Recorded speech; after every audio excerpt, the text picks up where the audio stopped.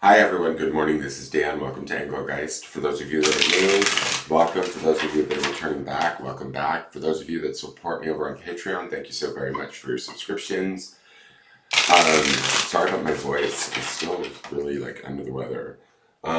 This is the daily forecast. It is a all signs broad spectrum reading. I do speak in broad terms. It's originally created for Tuesday, February 7th. It's not solely set for that date.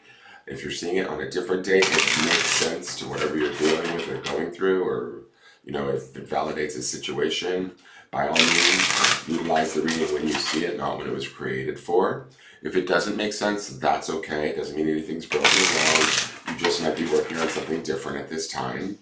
For those of you that are new, please check out the drop-down menu underneath any of my daily videos. In there is just some housekeeping rules I want you to think about, what decks I'm using, how to follow me on social media and contact me for private reading. Know that I'll never reach out to you to sell you a reading.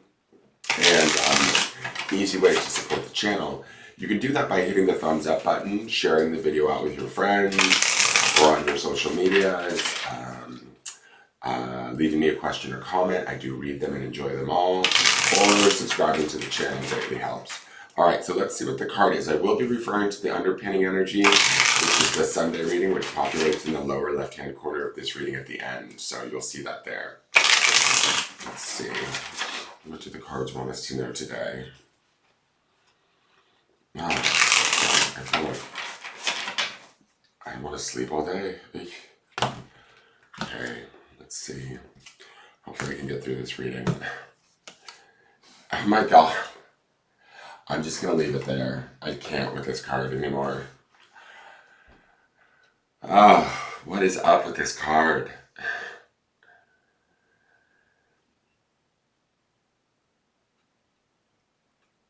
I'm almost feeling like I've told you yesterday in yesterday's reading, this is the fourth time we've seen the card in 8 days, in 7 days, mind you. We saw it beginning February 1st, and I told you then I felt like it was the theme for February, and this card keeps wanting to come out of this deck. And it makes me wonder, is there something that we're holding back from or not wanting to see that needs to come forward? Is there a part of us, a belief in us, a truth in us that maybe we're avoiding, or not avoiding per se, but maybe we're trying to look elsewhere or stay preoccupied with something daily or menial, like the things that we deal with in our day-to-day, and we're missing the point of what this fountain represents. And I still get this sense of this new emergence coming, this new version of ourselves, this new awareness, intelligence, feeling, whatever it is, however it manifests for you, it wants to come forward. It's in the process of coming forward this month, is my feeling. That's why we're seeing this card so much. But the fact that we're seeing it so much is making me wonder, are some of us maybe not looking for it or pretending it's not there? This card, I read it to you yesterday, so if you need the definition from the book, I read it both on the 1st, because it is a special card in the deck. It is Major Arcana, so this is a big, not reassessment, but a big, in my opinion, a big transformation that's taking place in a very, I'm going to say, subtle way, if that makes any sense at all. It's not hitting us like a ton of bricks is the feeling that I get from this. It's like there's a glimmer of light, a glimmer of hope, a glimmer of truth within us that if we pay attention to that glimmer, it grows, it expands, it becomes truer, and it pours forth like the fountain. That infinity symbol up at the top of the title says to me that whatever this is, it's like it's empowered magic for us. It's a fresh perspective or a new alignment to how we live our lives that opens us up to pour forth differently into our world and make our world, I want to say, more in alignment with the universe. And I think that's because this card feels so cosmic to me. Not to get too trippy for you, but this almost feels like the birth of the soul, the light of the soul coming through, that split of light right there. It's like our true light, our truth coming through in maybe smaller bits and pieces throughout moments of this month that we need to pay attention to, because as we pay attention to that light, as we, nurture it, give it attention, foster it, mother it, whatever the word may be, it expands and that truth becomes stronger, more powerful, more magical. And that's that infinity symbol at the top, by the word the fountain. You know, and I said this in a previous reading with this, it being the fountain, it wants to pour forth, it's going to pour forth. If we fight it or we resist it, it could almost be like a positive tower in a way, where it's like that let go or be dragged concept that I always have with the tower. This isn't necessarily about let go and be dragged, but this is like let go and emerge, right? And we get to set the tone of the emergence. And I feel like maybe we're seeing this card because some of us are holding off on the emergence, or not quite catching it, not quite seeing it, not quite realizing that it's there, that there's an opportunity within a situation, a relationship, a job, or whatever, for us to expand and become brighter, smarter, more wisdom, to trust ourselves more. And I'm going to like the grounding stones of this week too, because the grounding stone for this week is to trust. We're supposed to trust whatever this fountain card is bringing us, even if it doesn't completely make sense to us, or even if it feels different than how we would normally operate or what normally keeps us safe. We are safe though with this fountain card. We're actually safer with this than what we've been working with in the past, whatever, you know, beliefs, ideas, limitations we've been utilizing in our mind or in our hearts or whatever to keep ourselves safe. The fountain has another way of showing us of how to be. And that was the phrase with the fountain, is to just be, to just let things around you happen and watch them, bear witness to them, and understand that you're a part of them, you're connected to them, you're part of the universe, and just as much a valid part as anyone else, right? Or anything else. And that things don't happen to us, they can actually happen around us for us to learn from. And I think that's the power of the fountain. Interesting, I said something about what we've been doing in the past, because here is the healing mantra or oracle is unhooking the past. This almost feels like it's like opening up, similar to the fountain, and expanding, like almost like a book. Let me read this to you. Excuse me, guys. There's nothing to regret when I learn from my past. And I think that this fountain card is about us releasing the past to a degree, releasing something, or maybe it's not a release, but it's like a birth of something new that no longer exists in the same way that we did with things in our past, right? It can be a new way of behaving, a new way of thinking, a new way of communicating. It can be even non-communication if we choose to do that, right? But whatever it is, it's helping us to unhook how we have been engaged with situations, places, things, in ways that no longer serve us, right? Let me read you Unhooking the Past. There is nothing to regret when I learn from my past. When you unhook the past, you are able to see crucial moments of growth from fresh perspectives. This allows you to see the mistakes of your past as catalysts for development.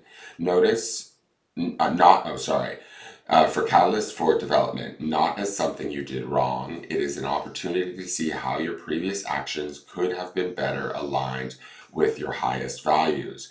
When you learn today the things you didn't know before, you are able to meet your current circumstances with renewed clarity, so the past can be unhooked instead of repeated. This mantra is ideal for overcoming self-criticism, releasing shame, and being more open-minded. I seriously think something is coming from within, guys, that is freeing us from the things that we were preoccupied with previous. Underpinning this, let me go to the Sunday reading. Well, we still have the fountain, and we're at Tuesday, so the fountain presence is still there, but also the Two of Swords came up in that reading, right? And the mantra card was deconstructing doubt. You know, so wherever we've been doubtful about how we've behaved in the past or how we've been treated in the past, we need to let that go and let it just be, and then flow forward through the power of this fountain. The Two of Swords, if I remember correctly, the way that I was seeing it was not necessarily a negative card, but one more of like not taking in everybody's opinions, needs, ideas during this time while this fountain card is present. It's more about allowing ourselves to emerge within our own truth, from our own truth, only listening maybe to our own truth in the process, right? So keep that in mind. If the Two of Swords is present, we might find ourselves in a little bit of resistance or reluctance to taking on the opinions or ideas of others. This could be very much a singular or solitary process that's happening to us during this week. So keep, don't worry if you find yourself wanting to take time to be with yourself and to sort of tap into these more subtle energies of change that are happening within us. All right, let's look at the clarifiers. We have the Knight of Cups, oftentimes always a romantic card.